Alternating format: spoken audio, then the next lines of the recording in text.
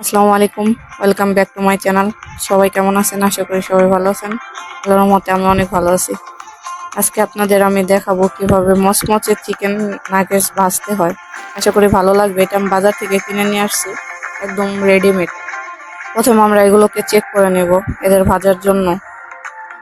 এখন একটা প্যানে একটু তেল গরম করে নেব, একটু না একটু বেশি দেওয়া লাগবে তেল।